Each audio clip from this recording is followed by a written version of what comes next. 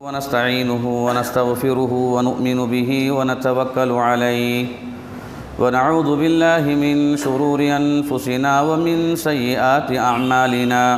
من يهده الله فلا مضل له ومن يضلله فلا هادي له أشهد أن لا إله إلا الله وحده لا شريك له وأشهد أن محمدًا عبده ورسوله يا أيها الذين آمنوا اتقوا الله حق تقاته ولا تموتن إلا وأنتم مسلمون يا أيها الناس اتقوا ربكم الذي خلقكم من نفس واحدة وخلق منها زوجها وبث منهما رجالا كثيرا ونساء واتقوا الله الذي تساءلون به والأرحام إن الله كان عليكم رقيبا يا أيها الذين آمنوا اتقوا الله وقولوا قولا سديدا يصلح لكم أعمالكم ويغفر لكم ذنوبكم ومن يطع الله ورسوله فقد فاز فوزا عظيما فإن أصدق الحديث كتاب الله وخير الهدي هدي محمد صلى الله عليه وسلم وشر الأمور محدثاتها وكل محدثة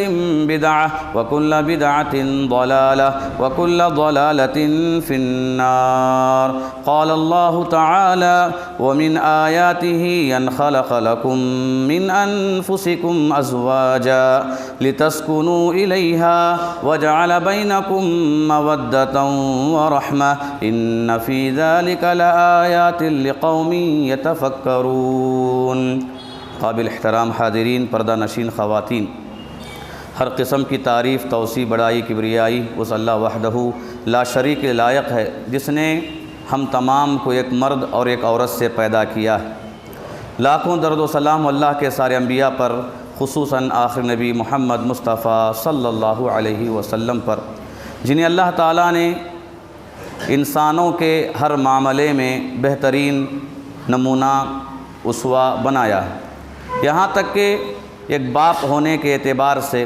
ایک شوہر ہونے کے اعتبار سے، ایک خاندانی فرد ہونے کے اعتبار سے اللہ کے رسول صلی اللہ علیہ وسلم کی زندگی ہمارے لیے بہترین نمونہ ہے۔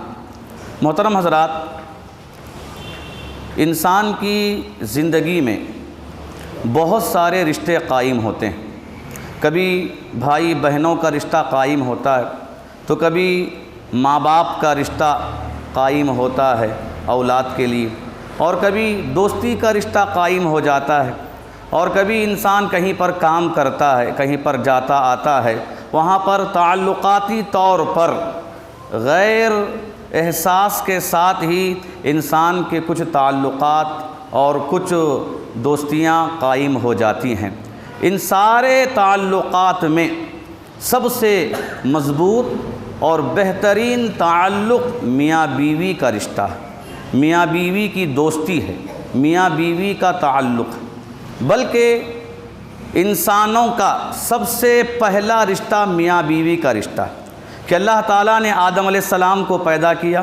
آدم علیہ السلام کو پیدا کرنے کے بعد اللہ نے فوراً ان کی بیوی کو پیدا کر دیا، تو گویا کہ وہیں سے پہلے انسان ہی سے اس رشتے کی شروعات ہو گئی۔ سب سے پہلا رشتہ، سب سے پہلا تعلق اور سب سے پہلی دوستی یہ میاں بیوی کی دوستی ہے، جسے رب العالمین نے آسمانوں کے اوپر جنت میں اللہ تعالیٰ نے قائم کیا۔ اس کے بعد ماں باپ اور اولاد کا رشتہ، بھائی بہنوں کا رشتہ، دوستی کا رشتہ، خاندان قبیلے کا رشتہ، گاؤں والوں کا حسب و نسب کا رشتہ، یہ سارے رشتے سب بعد میں ہیں۔ پہلا رشتہ یہ شوہر اور بیوی کا رشتہ ہے، میاں اور بیوی کا رشتہ ہے۔ رب العالمین نے اسے ایک نعمت کے طور پر قرآن مجید کے اندر بیان کیا اور فرمایا وَمِنْ آيَاتِهِ أَنْ خَلَقَ لَكُمْ مِنْ أَنفُسِكُمْ أَزْوَاجًا، کہ اللہ رب العالمین کی نشانیوں میں، نعمتوں میں ایک عظیم نشانی اور نعمت یہ ہے کہ اللہ تعالیٰ نے تمہیں میں سے تمہارے جوڑے کو بنایا اور پیدا کیا، لِتَسْكُنُوا إِلَيْهَا، کہا تاکہ تم اپنے جوڑے کے ذریعے، اپنی دوست اور سہیلی کے ذریعے اب سکون حاصل کر سکو، اپنی بیوی کے ذریعے تم سکون حاصل کر سکو۔ وَجَعَلَ بَيْنَكُمْ مَوَدَّةً وَرَحْمَةً، اور اللہ نے تمہارے دونوں کے درمیان مودت کو، محبت کو اور رحمت کو اللہ نے رکھ دیا ہے۔ إِنَّ فِي ذَلِكَ لَآيَاتٍ لِقَوْمٍ يَتَفَكَّرُونَ، بے شک اس میں نشانیاں ہیں ان لوگوں کے لیے جو غور و فکر کرنے والے ہیں۔ اس ایک آیت کریمہ کے ذریعے اللہ تعالیٰ نے میاں بیوی کے رشتے کو اور اس رشتے میں بہتری لانے کے طریقے کو بیان کر دیا ہے کہ میاں بیوی کا رشتہ یہ اللہ کی جانب سے قائم شدہ رشتہ ہے، کہ اللہ تعالیٰ نے اس رشتے کو بنایا، کہ رب العالمین نے پہلے ہی طے کر دیا ہے کہ کون کس کے ساتھ جڑ کر رہے گا اور مل کر رہے گا، اور اس دیواجی زندگی، میاں بیوی کی گھریلو زندگی بہتر بنانے کا طریقہ بھی رب العالمین نے اس ایک آیت کریمہ کے اندر بیان کر دیا۔ کہا اس میں پہلی چیز یہ ہے کہ تم آپس میں مل جل کر سکون کے ساتھ زندگی گزارو۔ جب آدمی اپنی زندگی میں سکون حاصل کرنے کے لیے، بہتری حاصل کرنے کے لیے، ایک اچھی زندگی گزارنے پر آ جائے گا تو خود بخود اس دیواجی زندگی ایک خوشنما زندگی، دنیا ہی میں ایک جنت نما زندگی انسان یہاں گزار سکتا ہے۔ اور دوسری چیز رب العالمین نے بتایا کہ سکون حاصل کرنے کا ذریعہ یہ ہے کہ تم آپس میں ایک دوسرے سے محبت کرو، نفرتیں مت کرو۔ نفرت انسان کی دوستی کو ختم کر دیتی ہے، انسان کے اتحاد کو ختم کر دیتی ہے اور فساد کو برپا کرتی ہے، دوریاں قائم کرتی ہے۔ تم آپس میں محبت کرو۔ رب العالمین نے محبت کو بھی رکھ دیا ہے۔ اور تیسری چیز اللہ تعالیٰ نے اس آیت کریمہ کے ذریعے بتایا کہ اس دیواجی زندگی کو بہتر بنانے کا طریقہ یہ ہے کہ تم ایک دوسرے پر رحم کرنے والے بنو، کہ شوہر بیوی پر رحم کرے، بیوی شوہر پر رحم کرے۔ جیسے کچھ معاملات آ جائیں ایسے وقت میں شفقت کے ساتھ، ہمدردی کے ساتھ، خیر خواہی کے ساتھ، عفو و درگزر کے ساتھ ایک دوسرے کی غلطی کو معاف کر دیں، ایک دوسرے کو نصیحت کریں، ایک دوسرے کی اصلاح کریں، ایک دوسرے پر رحم اور مہربانی کرتے ہوئے یہ زندگی گزار لو۔ تو رب العالمین نے کہا کہ اللہ کی نشانیوں میں ایک بہت بڑی نشانی ہے جو اللہ تعالیٰ نے میاں بیوی کے ذریعے دنیا میں قائم کی ہے۔ محترم حضرات، میاں بیوی کا جو رشتہ ہے قرآن مجید کے لحاظ سے تو ہمیں یہ بات معلوم ہوتی ہے کہ یقیناً یہ ایک مضبوط رشتہ ہے، ایسا مضبوط رشتہ ہے کہ جب شادی کی جائے، نکاح کی محفل سجے، ایجاب و قبول کی کارروائی ہو، وہاں پر دونوں آپس میں حقیقت میں عہد کرتے ہیں کہ میں قبول کرتا ہوں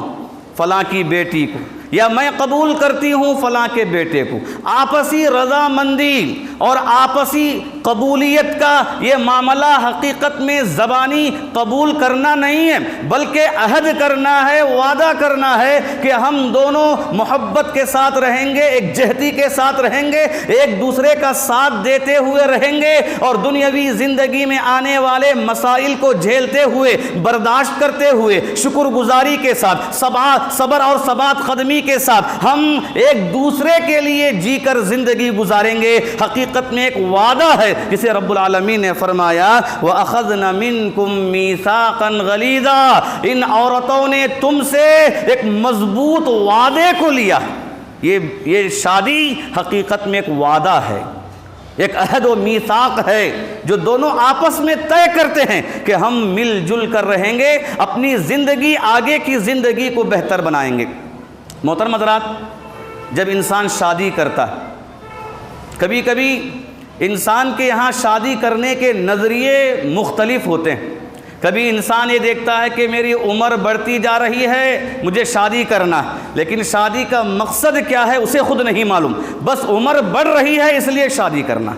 اور بعض ایسے بھی ہوں گے جو خواہشات پر عمل کرنے کے لیے شادی کرتے ہوں گے، یا بعض ایسے بھی ہوں گے جو لوگوں کے طعنے سے بچنے کے لیے شادی کرتے ہوں گے، یا بعض ایسے ہوں گے جو کہیں پر جا کر عالی شان زندگی گزارنا چاہتے ہیں، یہاں سے نکلنا چاہتے ہیں، اس لیے شادی کرتے ہوں گے۔ جبکہ شریعت نے کہا کہ شادی کرنے کا مقصد انسان کی نگاہ میں یہ ہو کہ میں برائی سے اپنے آپ کو بچاؤں، میں شرمگاہ کی حفاظت کروں، اپنے دین کی حفاظت کروں، اور ایک دوسرے سے مل کر ہم اللہ رب العالمین کی اطاعت میں ایک دوسرے کا تعاون کرتے ہوئے، ایک دوسرے کا ساتھ دیتے ہوئے دنیا میں بھی ہم ایک بہتر زندگی، سکون کی زندگی گزاریں، اور اس اطاعت و فرما برداری کے بدلے میں جو جنت ہمیں ملے گی اس جنت کے اندر بھی ہم اسی قدر پیار و محبت کے ساتھ اور رب العالمین کے عطا کردہ سکون کے ساتھ وہاں رہیں گے۔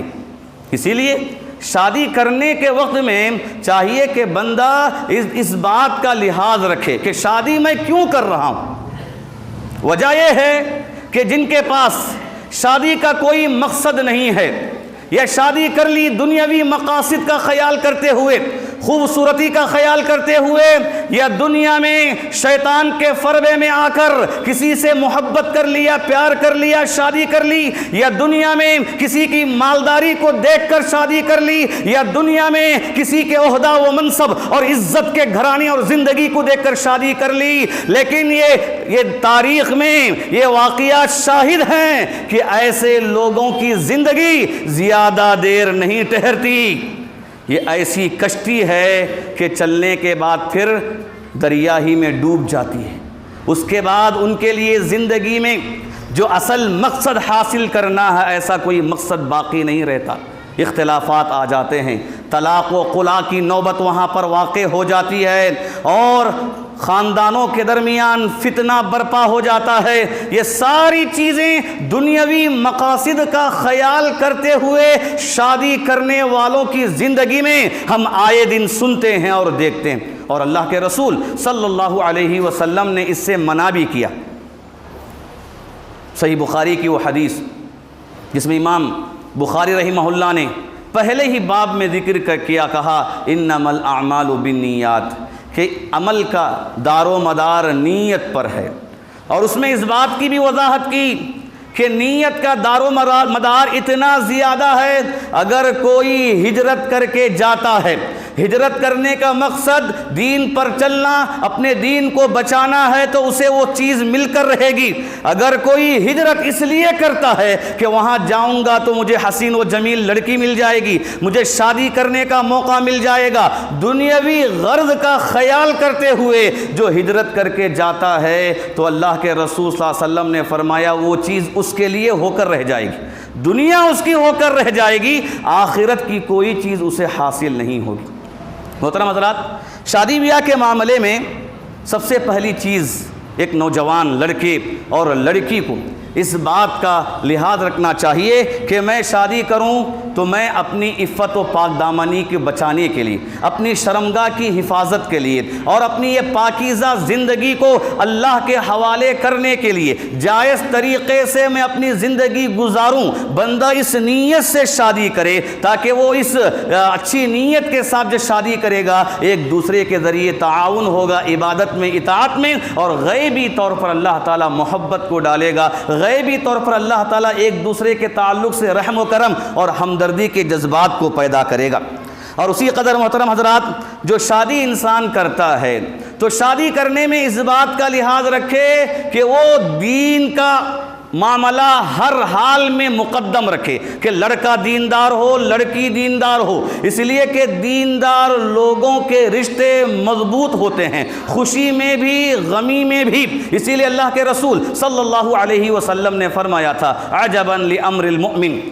والامر کلہ خیر، کہ مومن کا معاملہ بڑا عجیب ہے اور اس کا ہر معاملہ باعث خیر ہی خیر ہے، کہ اذا اصابتہ الضراء صبر فکان خیرا لہ واذا اصابتہ السراء شکر فکان خیرا لہ، کہ جب اسے تکلیف پہنچتی ہے صبر کرتا ہے تو وہ صبر کرنا اس کے لیے باعث خیر ہو جاتا ہے، اور جب اچھائی پہنچتی ہے اس پر اللہ کا شکر ادا کرتا ہے تو یہ بھی اس کے لیے باعث خیر ہو جاتا ہے۔ یہ دین کا معاملہ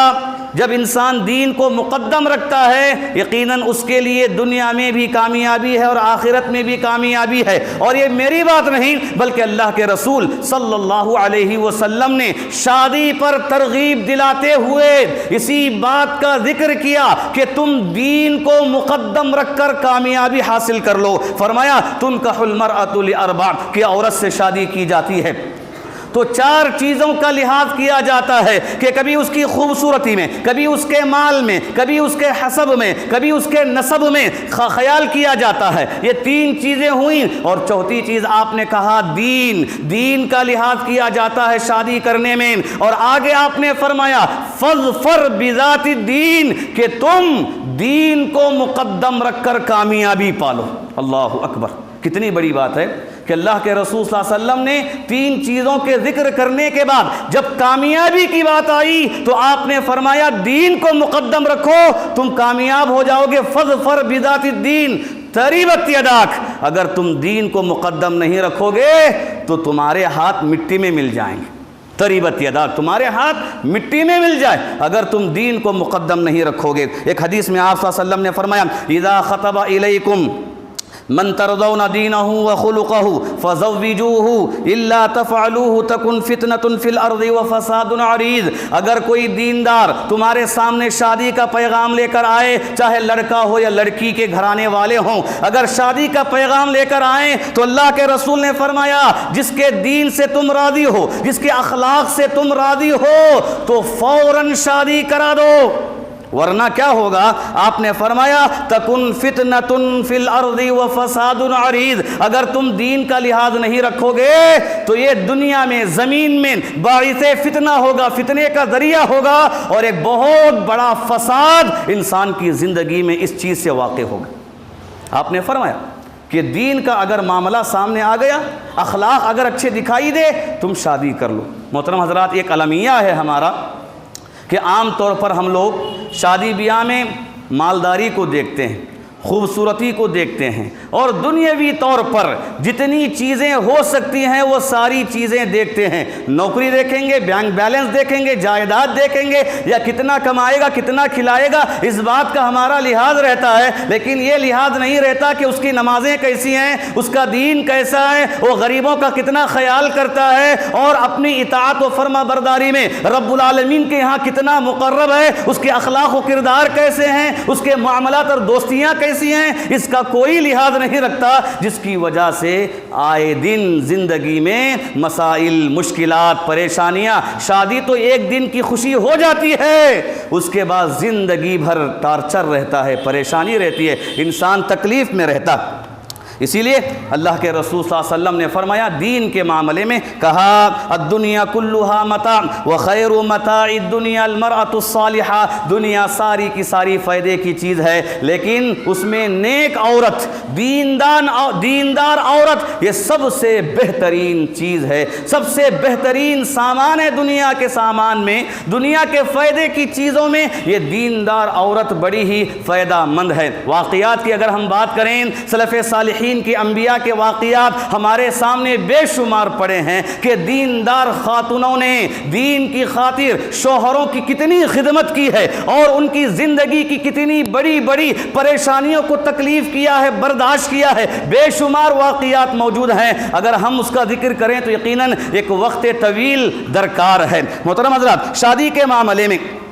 جس بات کا ہمیں لحاظ رکھنے کی ضرورت ہے اس میں سے ایک بہت بڑی بات یہ ہے کہ انسان شادی کرتا ہے تو شادی کرنے والا اس بات کو سمجھے، ایک مرد اس بات کو محسوس کرے کہ میں شوہر ہوں، اللہ نے مجھے ذمہ دار بنایا ہے، عورت کے مقابلے میں اللہ نے مجھے ذمہ دار بنایا ہے، تو گویا کہ یہ عورت، یہ میری بیوی میرے ماتحتی میں رہنے والی ہے، تو میری ذمہ داری ہے کہ میں اس کے حق کو ادا کروں، اس کی صحیح خدمت کروں، اسے آرام پہنچانے کی کوشش کروں، تکلیف نہ دوں، پریشان نہ کروں، اس پر ظلم نہ ڈھاؤں۔ وہ گویا کہ وہ عورت دوسرے گھر سے میرے گھر میں آئی ہوئی ہے، اب وہ میری ہو گئی ہے، اس کا گھر میرا گھر ہو گیا ہے، اس کا خاندان میرا خاندان ہو گیا ہے۔ ایسے وقت میں میری ذمہ داری ہے کہ میں اس کے سارے حق کو ادا کروں، ورنہ کل قیامت کے دن اللہ تعالیٰ اس کے بارے میں سوال کرے گا۔ کلکم راعٍ وکلکم مسئول عن رعیتہ، تم میں کا ہر ایک ذمہ دار ہے، اور ہر ذمہ دار کو اس کے ذمہ داری کے بارے میں کل قیامت کے دن ضرور سوال کیا جائے گا۔ اس بات کو محسوس کریں، ایسا نہ ہو کہ اللہ نے مجھے بادشاہ بنایا ہے، مجھے حاکم بنایا ہے کہ میں ظلم ڈھاؤں، ماروں، توڑوں، اور ہمیشہ تانا دوں، برا بلا کہوں، یا ان کے گھر سے ہر بار کسی نہ کسی چیز کے لانے کا مطالبہ کرتا رہوں اور ان کے گھر کے مال کو چھیننے کی کوشش کروں، یہ تو بڑا ظلم ہے،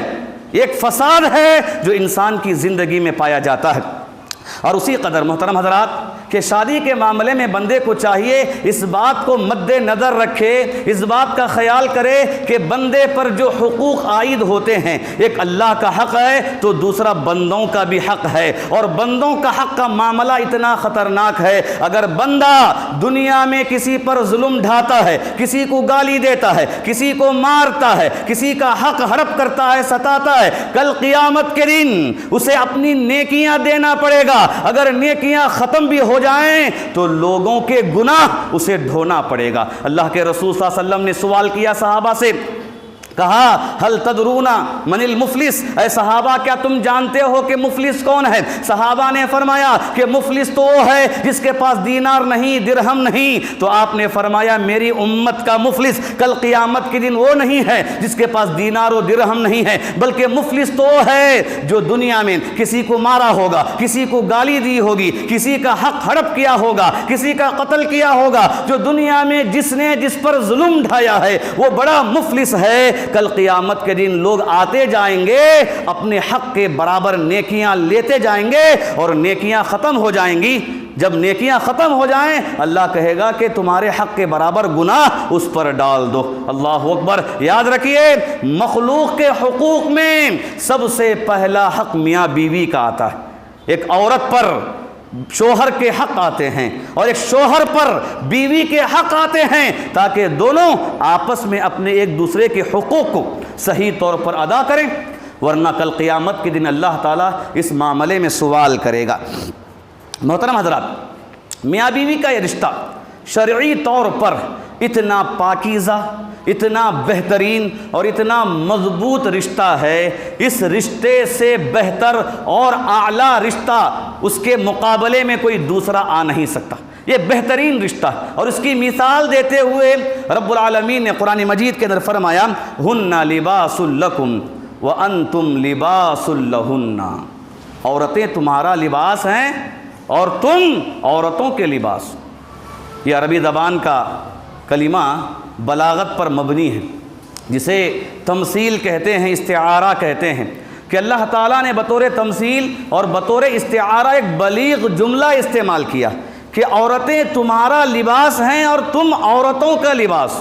کیا مطلب ہے اس آیت کا؟ اس آیت کا مطلب یہ ہے کہ لباس جو انسان پہنتا ہے، یہ لباس انسان کے کئی کام آتا ہے، مختلف قسم کے فائدے یہ لباس انسان کو دیتا ہے۔ یقیناً یہ ازدواجی زندگی بھی دنیا اور آخرت میں اسی قدر بے شمار فائدے انسان کو عطا کرتے ہیں، بے شمار ثمرات سے انسان کو نوازتے ہیں۔ یہ لباس جو انسان پہنتا ہے، محترم حضرات، کبھی انسان لباس کو پہنتا ہے اپنے بدن کو چھپانے کے لیے، اپنی شرمگاہ کو چھپانے کے لیے، ستر کا کام یہ لباس کرتا ہے، انسان کے ستر کو چھپا دیتا ہے۔ یقیناً یہ ازدواجی زندگی، شادی بیاہ کے بعد کی زندگی انسان کو عفت و پاک دامنی عطا کرتی ہے، انسان کو ستر کا کام دیتی ہے کہ انسان اپنی شرمگاہ کی حفاظت کر لیتا ہے، اپنے نگاہوں کی حفاظت کر لیتا ہے۔ جس طرح اپنے بدن کی حفاظت لباس سے ہوتی ہے، اسی قدر شادی بیاہ سے انسان کی حفاظت ہوتی ہے گناہوں کے معاملے میں۔ زناکاری، بدکاری اور محرمات کو دیکھنے، محرمات کے قریب جانے سے یہ شادی انسان کو روک لیتی ہے۔ اللہ کے رسول صلی اللہ علیہ وسلم نے فرمایا یا معشر الشباب من استطاع منکم الباءۃ فلیتزوج فانہ اغض للبصر واحسن للفرج، کہا کہ اے نوجوانوں کی جماعت،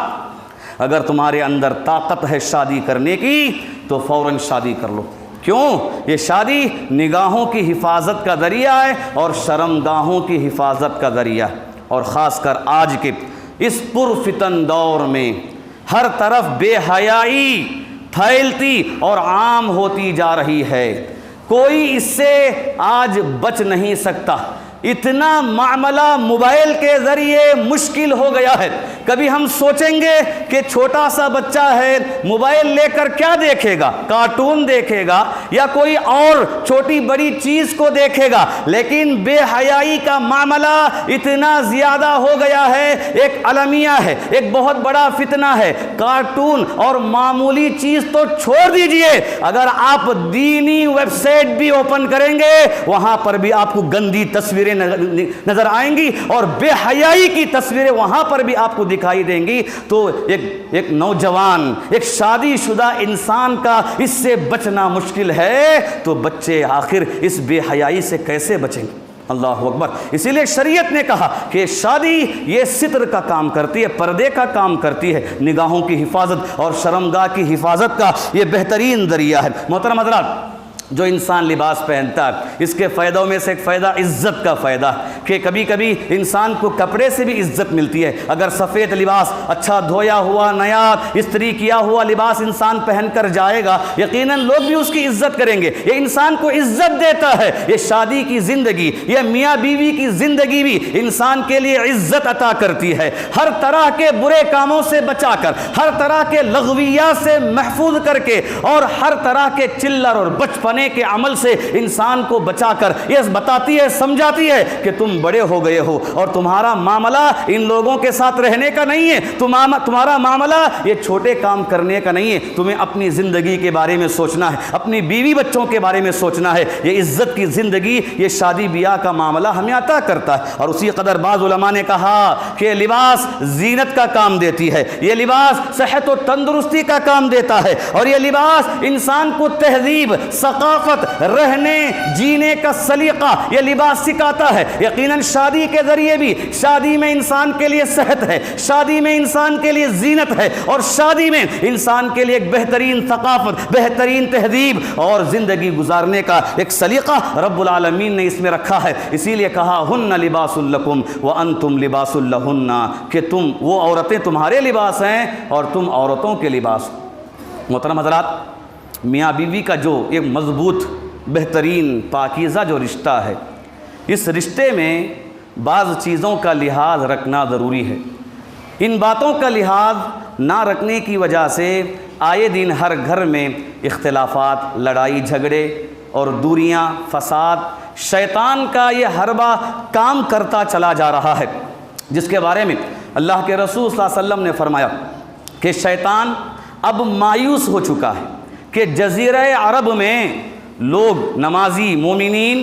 بت پرستی نہیں کریں گے۔ اس سے شیطان مایوس ہو چکا ہے، لیکن شیطان کے پاس ایک چیز باقی ہے ابھی بھی، اور قیامت تک یہ چیز باقی رہے گی۔ آپ نے فرمایا التحریش بینکم، تمہارے درمیان اختلافات کو برپا کرنا، لڑائی جھگڑے کو برپا کرنا، فساد کو برپا کرنا شیطان کا یہ مضبوط حربہ ہے۔ اسی لیے علماء کہتے ہیں کہ شیطان پہلے کوشش یہ کرتا ہے کہ انسان کو کسی نہ کسی طرح شرک میں مبتلا کرے، جب دیکھتا ہے کہ وہ شرک میں مبتلا نہیں ہوتا تو دوسرا طریقہ بدعات کا اختیار کرتا ہے کہ لوگوں کو بدعات میں مبتلا کریں۔ جب یہ بھی بات سمجھ میں آ جائے کہ یہ انسان بدعات میں بھی آنے والا نہیں ہے، وہاں پر وہ تیسرا حربہ، اختلاف کا حربہ پیدا کرتا ہے۔ کبھی جماعت میں اختلاف، کبھی خاندان میں اختلاف، کبھی خود گھر کے اندر ماں باپ اور بچوں کے درمیان کا اختلاف، اور آخر کار نتیجہ پہنچتا ہے میاں بیوی کا اختلاف۔ یہ اختلاف ایسا ہے جو انسان کو اللہ کی ذات پر توکل کو ختم کر دیتا ہے،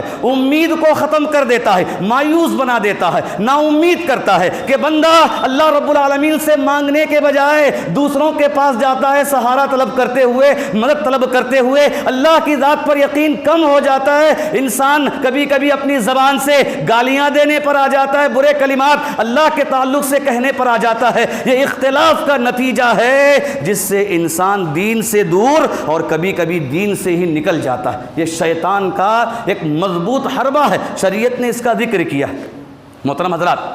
میاں بیوی کے لیے ایک بہترین زندگی گزارنے کے لیے جن چیزوں کو اپنانے کی ضرورت ہے، ان میں ایک سب سے بہترین چیز، پہلی چیز یہ ہے کہ اللہ کی اطاعت کرنے میں ایک دوسرے کا ساتھ دینا۔ میاں بیوی دونوں نیک بن جائیں، مطیع و فرما بردار ہو جائیں، اللہ کے برگزیدہ بندوں میں اپنا شمار کر لیں، نمازی، روزہ دار، ذکر و اذکار کا اہتمام کرنے والے، توحید پرست ہو جائیں، تو یقیناً اس سے میاں بیوی کی زندگی، ازدواجی زندگی بڑی خوشحال گزرے گی۔ یہ سب سے پہلا اور بہترین نسخہ ہے جس کی طرف شریعت نے ہمیں رہنمائی کی ہے۔ رب العالمین نے عام حکم دیتے ہوئے فرمایا وَتَعَاوَنُوا عَلَى الْبِرِّ وَالتَّقْوَىٰ کہ لوگوں نیکی اور تقوی کے معاملے میں ایک دوسرے کا ساتھ دو۔ یہ عام حکم ہے سب کے لیے، لیکن خاص حکم کا ذکر کرتے ہوئے اللہ کے رسول صلی اللہ علیہ وسلم نے فرمایا رحم اللہ رجلا قام من اللیل فصلى وایقظ امرأته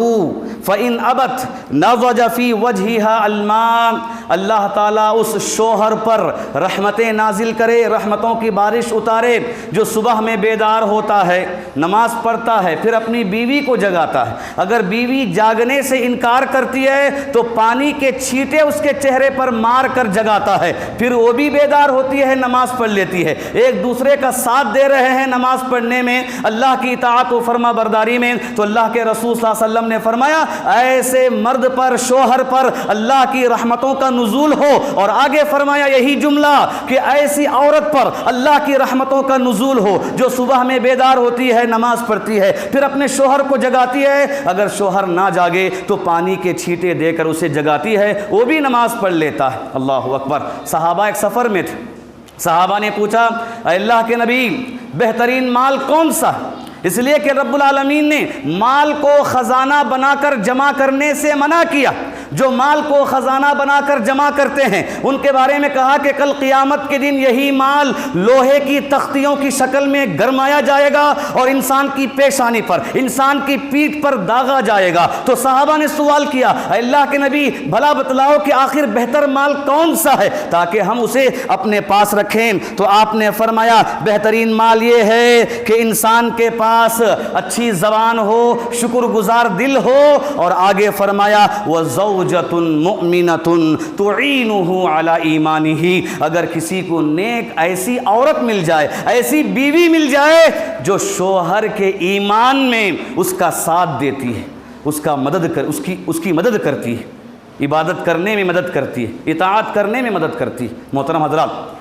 اللہ کے رسول صلی اللہ علیہ وسلم کی زندگی جو ہمارے لیے اسوہ اور نمونہ ہے، یاد رکھیے کہ خدیجہ رضی اللہ تعالیٰ عنہا نے مرتے دم تک اللہ کے رسول کا ساتھ دیا ہے اور ایک مثال قائم کی کہ نیک عورت کسے کہتے ہیں۔ نیک بیوی کی مثال میں اگر ہم کسی کو پیش کریں تو خدیجہ رضی اللہ تعالیٰ عنہا کا نام پہلے نمبر پر آتا ہے کہ اللہ کے رسول کی خاطر، دعوت دین کی خاطر، عبادت و اطاعت کی خاطر انہوں نے اپنے مال کو لگا دیا، اپنی زندگی کو لگا دیا اور ثابت کر دیا کہ ایک بیوی کا حق ہے کہ اپنے شوہر کا ساتھ دیں۔ ابوالکلام آزاد رحمہ اللہ کی بیوی کے بارے میں یہی بات ثابت ہوتی ہے کہ جب وہ صبح میں بیدار ہوئیں تو آنکھیں موٹی موٹی تھیں۔ سہیلیوں نے پوچھا، پڑوسیوں نے پوچھا کہ آخر کیا بات ہے کہ تمہاری آنکھیں اتنی کھلی ہوئی اور موٹی کیوں ہیں؟ کیا نیند صحیح طور پر نہیں ہوئی؟ تو کہا کہ ایسی بات نہیں ہے، بات دراصل یہ ہے کہ میرے شوہر ترجمان القرآن، تفسیر قرآن کے نام پر تفسیر لکھ رہے ہیں، گرمی کا موسم ہے، رات میں اٹھ کر یہ تفسیر کا کام کرتے ہیں، بس میں نے چاہا کہ اس کے ذریعے میرا شمار بھی تفسیر کی خدمت میں ہو جائے اور شوہر کی خدمت میں ہو جائے تو میں بھی ان کے برابر بیدار ہوتی ہوں اور انہیں ہوا دیتی رہتی ہوں تاکہ وہ اطمینان کے ساتھ، سکون کے ساتھ قرآن کی خدمت کریں، دین کی خدمت کریں۔ یہ اس طرح کی مثالیں سلف صالحین کے اندر بے شمار ہیں کہ جنہوں نے ثابت کیا کہ نیک عورت وہی ہے جو شوہر کی خدمت کرتی ہے اطاعت و فرما برداری میں، اور نیک شوہر بھی وہی ہے جو بیوی کی نیکی کے کاموں میں بیوی کا ساتھ دیتا ہے۔ محترم حضرات، ازدواجی زندگی کے بہتری کے لیے جن چیزوں کو اپنانے کی ضرورت ہے ان میں سے ایک چیز ہے کہ آپس میں ایک دوسرے کے تعلق سے حسن سلوک کرنا، اچھا برتاؤ کرنا، ایک دوسرے کے تعلق سے اپنے دل کے اندر جگہ رکھنا، محبت، رحمت، شفقت کی جگہ رکھنا، اچھے کلمات زبان سے استعمال کریں۔ جس کی بھی کوئی مجبوری ہو فوراً مجبوری کو سمجھ لیں اور اس مجبوری کا خیال کرتے ہوئے انہیں آرام دینے کی کوشش کریں۔ اگر شوہر باہر سے آتا ہے بیوی شوہر کی محنت کو جانتی ہے تو اس کی ذمہ داری ہے کہ وہ آنے کے بعد اس کے آرام کا انتظام کریں، اس کی راحت کا، اس کی بھوک کا، اس کے سکون کا، اس کی اطمینان کا انتظام کریں۔ جب ایک شوہر اپنی بیوی کی محنت اور خدمت کو جانتا ہے تو اس کی ذمہ داری ہے کہ وہ اپنی بیوی کو بھی آرام دینے کی کوشش کریں۔ یہ نہ سمجھیں اس کا کام ہی گھر میں رہ کر خدمت کرنا ہے، محنت کرنا ہے۔ اسی لیے یہاں پر آئی ہے ایک غلام کی طرح، ایک لونڈی اور نوکرانی کی طرح جب محسوس کرے گا تو خود بخود شیطان کے ذریعے زندگی میں نفرتیں پیدا ہوں گی اور اختلافات وہاں واقع ہوں گی۔ حسن سلوک کا حکم دیتے ہوئے رب العالمین نے فرمایا وَعَاشِرُوهُنَّ بِالْمَعْرُوفِ کہ تم بھلے طریقے سے ان کی زندگی کو عطا کرو، ان کی زندگی میں تم حسن سلوک کے معاملات کو عام کرو۔ اگرچہ کہ حکم شوہروں کے لیے ہے لیکن اس ضمن میں بیویاں بھی اس میں شامل ہیں تاکہ آپس کے تال میل اور آپس کے تعاون اور حسن سلوک کے ذریعے ہی انسان کی زندگی خوشنما اور بہترین گزرتی ہے۔ اللہ کے رسول صلی اللہ علیہ وسلم نے فرمایا خیرکم خیرکم لأہلہ وَأَنَا خَيْرُكُمْ لِأَهْلِي تم میں بہترین انسان وہی ہے جو اپنے گھر والوں میں بہتر ہے، اور میں تم میں بہترین انسان ہوں اس لیے کہ میں اپنے گھر والوں میں بہتر ہوں۔ اللہ کے رسول نے ایک ضابطہ بتا دیا، اس لیے کہ لوگوں میں بعض ایسے لوگ ہوتے ہیں جو گھر سے باہر آ جائیں بڑے نیک دکھائی دیں گے، صف اول کے مصلی دکھائی دیں گے، باتیں کریں گے تو تقویٰ کی، باتیں کریں گے تو جنت اور جہنم کی، ایسی بڑی بڑی باتیں کریں گے اور ایسا لگے گا دیکھنے والوں دنیا والوں کو یہ بڑا ہی نیک ہے، متقی ہے، بڑا صبر والا ہے اور عفو درگزر اور تواضع پسند ہے۔ لیکن جب گھر جائے گا گالی گلوچ، زبان درازی اور ہاتھ سے مار پیٹ کرنا یا کہ ظلم ڈھانا، یہ سارے کام وہ انجام دے گا۔ اللہ کے رسول نے اس لیے فرمایا بہترین وہ نہیں جو باہر بہتر ہو بلکہ بہترین تو وہ ہے جو اپنے گھر میں بہتر ہو۔ خیرکم خیرکم لأہلہ جو اپنے گھر والوں میں بہتر ہو وہی بہتر، جو باہر لوگوں میں اچھا دکھائی دے وہ بہتر نہیں ہے،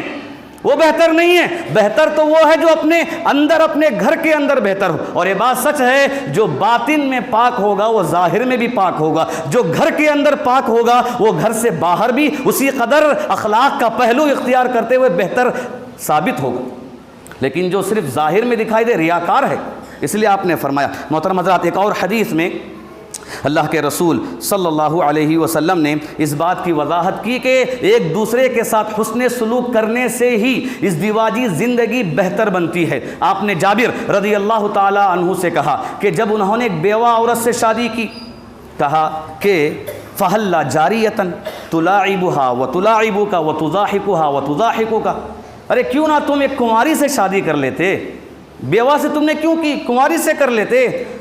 کہ وہ تمہارے ساتھ کھیلتی اور تم اس کے ساتھ کھیلتے، وہ تمہارے ساتھ مذاق کرتی اور تم اس کے ساتھ مذاق کرتے۔ یہ حسن سلوک کے طریقے شریعت کے اندر بتائے گئے کہ کیسے انسان اپنی زندگی کو بہتر بنا سکتا ہے۔ مذاق کرنا بیوی سے یہ کوئی غلط نہیں ہے، ہنسی مذاق کھیل کود یہ بیوی کے ساتھ اگر انسان نہ کرے تو کس کے ساتھ کر سکتا؟ اس لیے کہ بیوی ایک شوہر سب سے بہترین ساتھی، سب سے بہترین دوست، سب سے بہترین پڑوسی اور سب سے بہترین حقدار ہیں ہر معاملے میں، ہر معاملے میں۔ اس سے بڑا دوست کوئی ہو نہیں سکتا۔ لوگ عام طور پر دوستوں کی مجلس میں ہنسی و مذاق کا معاملہ کر لیتے ہیں، لیکن جب گھر آ جائیں گے تو گویا کہ چہرہ اترا ہوا ہے اور جھریاں چڑھی ہوئی ہیں، ہمیشہ غصے کے آثار میں انسان جاتا آتا رہتا ہے۔ اللہ اکبر، یہ شریعت میں جائز نہیں، کسی بھی صورت میں جائز نہیں، بلکہ پیار و محبت کے ساتھ انسان رہے۔ اور یہ ایک مرد کی شان کے خلاف بھی نہیں ہے۔ کوئی یہ نہ سمجھے میں پہلوان ہوں، میں مالدار ہوں، بڑا طاقتور ہوں، اگر میں جھک جاؤں مذاق کروں، اگر میں ان کے ساتھ کھیلوں تو پھر میری کیا قدر رہے گی؟ یہ بالکل بے وقوفی ہے، جہالت ہے اور شریعت کے خلاف، شریعت کے خلاف ہرگز نہیں۔ اللہ کے رسول سے بڑھ کر بہادر کوئی نہیں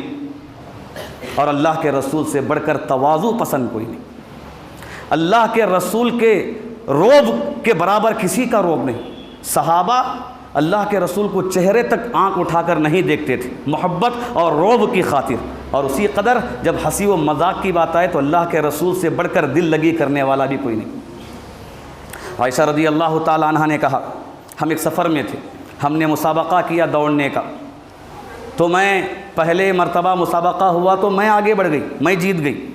جب دوسری مرتبہ مسابقہ ہوا تو اس وقت تھوڑا میرا بدن وزنی ہو گیا تھا، موٹی ہو گئی تھی، تو اس وقت اللہ کے رسول آگے بڑھ گئے، جیت گئے۔ اور اللہ کے رسول نے جیتنے کے بعد کہا یہ پہلے مسابقے کا بدلہ۔ مذاق دیکھیے اللہ کے رسول کا مذاق، دل لگی بیوی سے کر رہے ہیں۔ بلکہ یوں سمجھ لیجئے اگر میں یہ کہوں تو شاید غلط بھی نہ ہو کہ پہلی مرتبہ اللہ کے رسول صلی اللہ علیہ وسلم نے اپنی چہیتی بیوی کو جیتنے کا موقع دیا، تو غلط نہیں، آپ نے جیتنے کا موقع دیا، اس لیے کہ روایتوں سے بات ثابت آتی ہے کہ اللہ کے رسول صلی اللہ علیہ وسلم جب چلتے تو اتنی تیزی کے ساتھ چلتے تھے کہ صحابہ کو اگر اللہ کے رسول کے ساتھ چلنا ہوتا تو دوڑنا پڑتا تھا۔ فطری طور پر اللہ کے رسول تیزی سے چلنے والے ہوتے، اگر وہ دوڑتے تو کیسے پیچھے ہٹتے؟ ہرگز نہیں، بلکہ آپ نے دل لگی کا خیال کرتے ہوئے، یہ حسن معاشرت ہے، یہ حسن سلوک ہے کہ آپ نے بیوی کو جتایا۔ اگر یہ کہیں تو غلط نہیں، آپ نے اپنی بیوی کو جتایا۔ محترم حضرات، کہ انسان کی زندگی، ازدواجی زندگی بہتر بنانے میں چاہیے کہ آپس میں ایک دوسرے کے ساتھ حسن سلوک کا معاملہ کریں۔ محترم حضرات، اسی قدر آپسی زندگی کو بہتر بنانے میں جو چیزیں ہمیں چاہیے اس میں سے اختصاراً میں بیان کر دیتا ہوں۔ ایک ہے پاک دامنی، کہ مرد بھی پاک دامن ہو، عورت بھی پاک دامن ہو، ایسے کوئی کام ظاہر نہ کریں بلکہ انجام نہ دیں جس سے شک پیدا ہو، بدکاری کا، برائی کا، غلط تعلقات کا۔ یہیں سے شیطان فتنے برپا کر دیتا ہے اور تعلقات ختم ہو جاتے ہیں۔ اور اسی میں ایک اور چیز ہے کہ آپس میں ایک دوسرے کے رازوں کو فاش نہ کریں، ایک دوسرے کے عیوب، ایک دوسرے کی غلطیوں کو دوسروں کے سامنے عیب ظاہر نہ کریں۔ بلکہ کیوں ہم ظاہر کریں گے کہ ہم دونوں ایک جسم جب بن گئے ہیں، ایک جسم جب بن گئے ہیں، آدھے جسم کی برائی بیان کرنا یہ پورے جسم کی برائی ہے۔ ایک مرد اگر شوہر کی برائی بیان کرتا ہے تو اس میں صرف شوہر کی برائی نہیں ہے بلکہ مرد کی بھی برائی ہے، اور ایک عورت، ایک بیوی جب اپنے شوہر کی برائی بیان کرتی ہے تو وہ بیوی شوہر کی برائی نہیں بلکہ اس میں عورت کی بھی برائی شامل ہے۔ اس لیے کہ شادی کے بندھن کے ذریعے یہ دونوں جسم جب ایک بن گئے ہیں، سب کی برائی سب میں برابر تقسیم کی جائے گی۔ اسی لیے شریعت نے منع کیا کہ رازوں کو فاش مت کرو، برائیوں کو فاش مت کرو، اس سے مسئلہ بگڑتا ہے، حل نہیں ہوتا۔ محترم حضرات، ازدواجی زندگی کے مسائل میں جن چیزوں کی ضرورت ہے اس میں سے ایک دو چیزیں 2 منٹ میں ہمیں چاہیے یاد رکھیں۔ اس میں پہلی چیز ہے شکر گزاری۔ شکر گزاری چاہیے کہ دونوں آپس میں ایک دوسرے کے شکر گزار بنیں۔ اگر بیوی اچھی خدمت کر لی، دن بھر محنت کی اور اس کے باوجود شوہر کے آرام کا خیال کر لی، یا شوہر بیمار ہو گیا اس نے اچھی خدمت کی، شوہر باہر چلا گیا اس نے مال کی حفاظت کی، اولاد کی حفاظت کی، اپنی شرمگاہ کی حفاظت کی،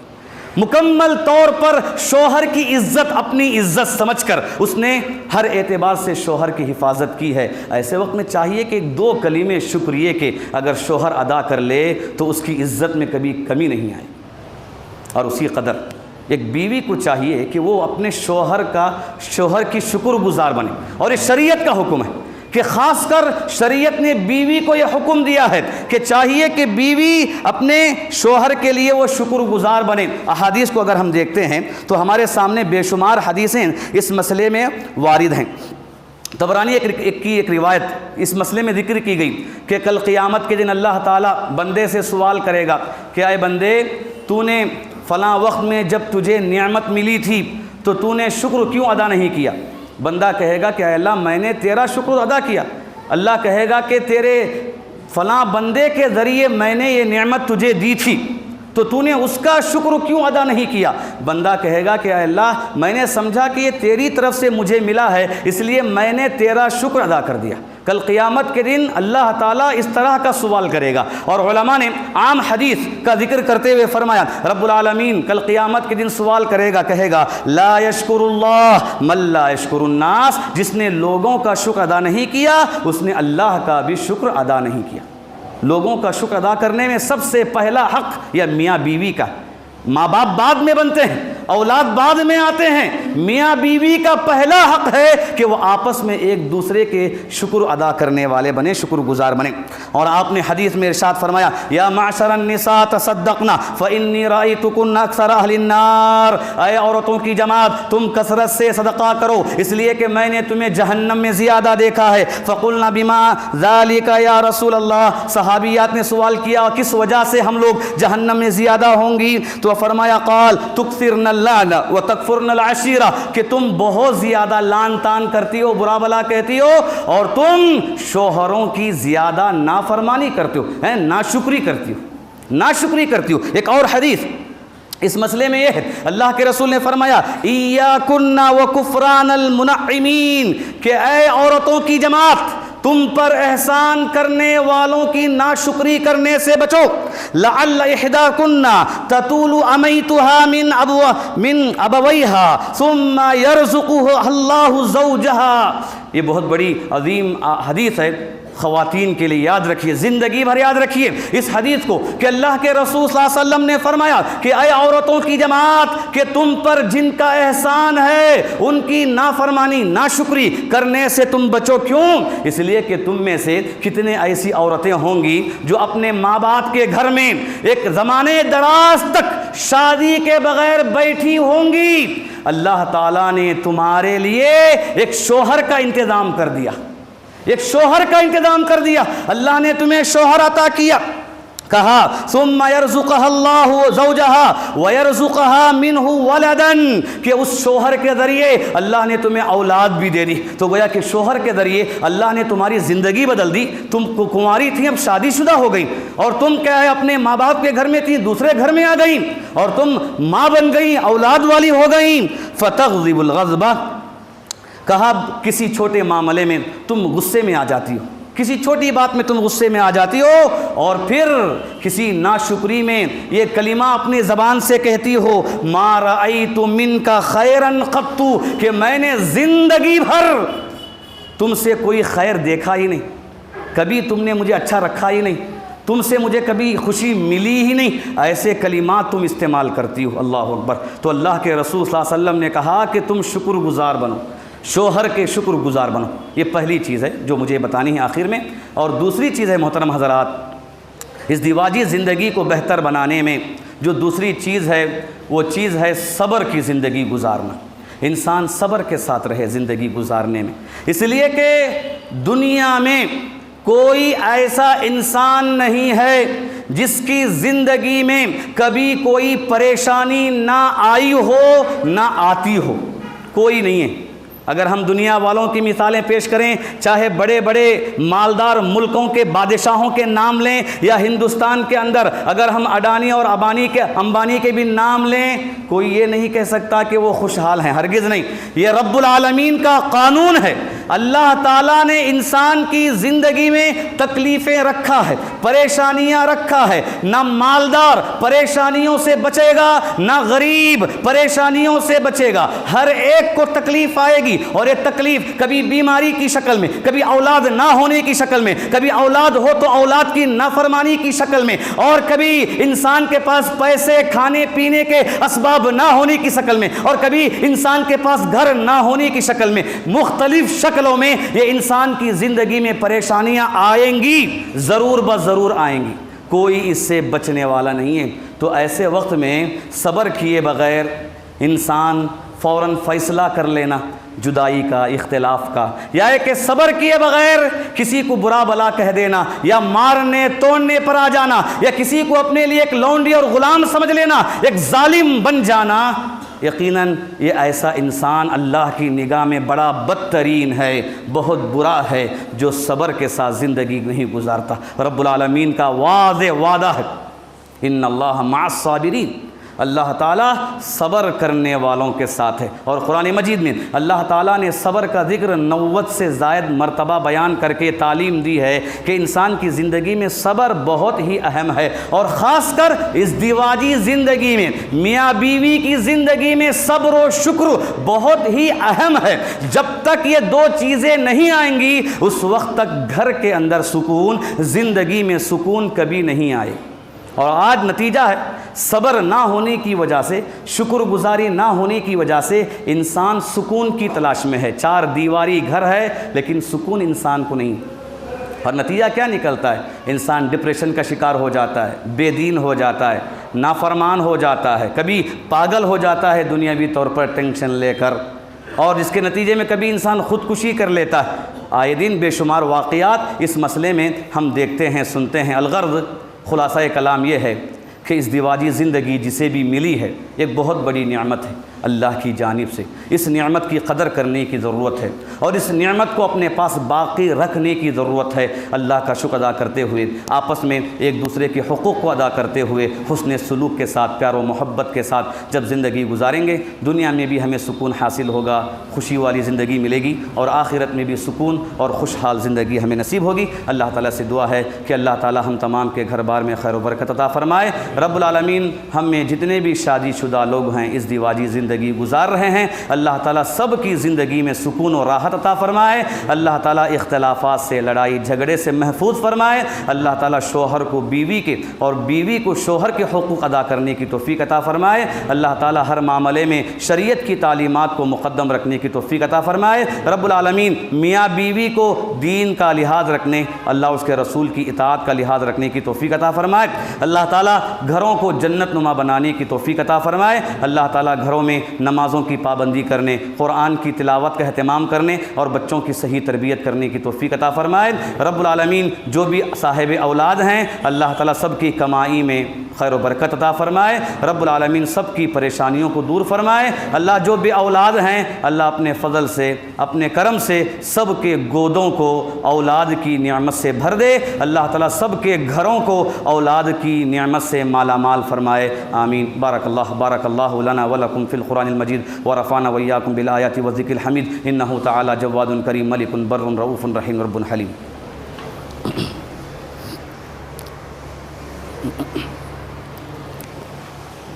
ان الحمد لله نحمده ونستعينه ونستغفره ونؤمن به ونتوكل عليه ونعوذ بالله من شرور انفسنا ومن سيئات اعمالنا، من يهده الله فلا مضل له ومن يضلله فلا هادي له، اشهد ان لا اله الا الله وحده لا شريك له واشهد ان محمدا عبده ورسوله، اما بعد فان اصدق الحديث كتاب الله وخير الهدي هدي محمد صلى الله عليه وسلم، وشر الامور محدثاتها